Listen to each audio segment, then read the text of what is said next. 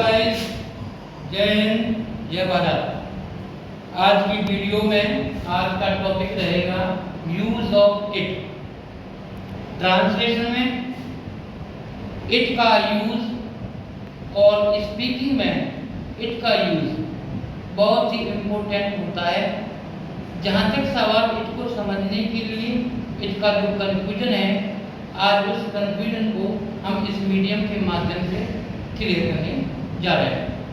तो सबसे पहले इट को जानने के लिए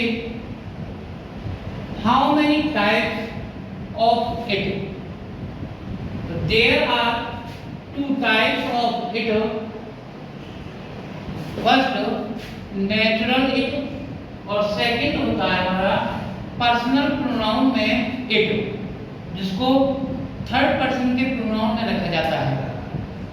इट को जानने के लिए इट एक इंट्रोगेटरी सब्जेक्ट होता है, भावहीन, निरर्थकहीन। कहा जाता है कि इट का ट्रांसलेट करते समय इसका अपना कोई अनुवाद नहीं होता। इट का प्रयोग हम निम्न कंडीशंस में करते हैं, जिसमें जब किसी वाक्य के अंतर्गत मौसम, ऋतु, दिन, तारीख, महीना, गर्मी, सर्दी आदि इन सब बातों का जहाँ जिक्र हो रहा हो, वहाँ पर सब्जेक्ट के रूप में इट का प्रयोग किया जाता है। इट दूसरी कंडीशन में इट का प्रयोग हम उन वाक्यों में भी करते हैं जब किसी बात पर हम जोर डालकर कहें, किसी बात को जोर डालकर कहा जाए, ऐसे वाक्यों में भी हम इट का प्रयोग करते हैं।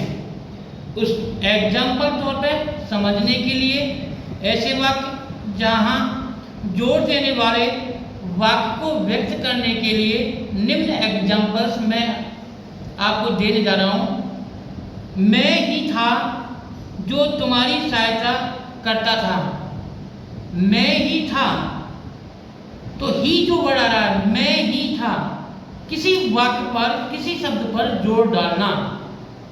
ऐसे वाक्यों में इट वाज आई, मैं ही था, और रिलेटिव प्रोनाउन को जोड़ने के लिए व्यक्ति के परिचय में जो कि अंग्रेजी के लिए हु, हेल्प्ड यू, तो इसको it was I who helped you, मैं ही था जो तुम्हारी सहायता करता था। यह तुम ही थे जो कल यहाँ आए, it was you who came here. ऐसे वाक्य जिन पर हम जोर डालकर कुछ कहें, स्पीकिंग टर्म्स में इट का प्रयोग ऐसे वाक्यों में भी करते हैं। दूसरा, मौसम, ऋतु, सर्दी, गर्मी, बरसात, टाइम। अब 4 बजे हैं, इट इज 4 o'clock now। कल बहुत सर्दी थी, इट was थी, पास्ट का है, वेरी कोल्ड yesterday, और पास्ट टेंस में कल के लिए yesterday का प्रयोग किया जाता है। पिछले साल की घटना है, it is the incident of last year. आज बहुत गर्मी है, इट वेरी हॉट टुडे। 4 बजे हैं, इट इज 4 o'clock नाउ। अब तो समय, वर्षा होती है, प्रेजेंट इंडेफिनिट टेंसेस में भी हम इट का यूज सब्जेक्ट के रूप में करते हैं। वर्षा होती है, इट रेन्स, वर्षा हुई, पास्ट इंडेफिनिट टेंस में है, इट रेन्ड। दूसरा, इट का प्रयोग इंफिनिटिव और जीरेंड के रूप में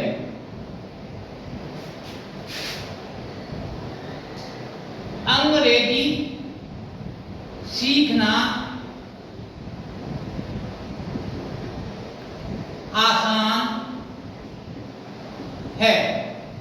ऐसे वाक्य जिसके अंदर वर्ब में नॉन इन इंफिनिटिव, तो ऐसे वाक्यों को बनाने के लिए हम इट का भी प्रयोग करते हैं। तो ऐसे वाक्यों को बनाने के लिए पहले आसान है इस सेंटेंस को बनाएं। It is easy. सीखना जिस क्रिया में नानी ने आता है उसको, उस वर्ब को टू से जोड़ा जाता है, टू लर्न इंग्लिश। यह कहना आसान नहीं है, तो यह कहना आसान नहीं है। इसी प्रकार आसान नहीं है, इट इज नॉट इजी। यह कहना टू से दिस। संगीत सीखना आसान है, it is easy to learn music. ऐसे वाक्य जिसमें हम इट का यूज करके सेंटेंसों को क्लियर करते हैं। तो प्यारे दोस्तों, इट एक इंट्रोगेटरी सब्जेक्ट होता है, निरर्थकहीन, भावहीन।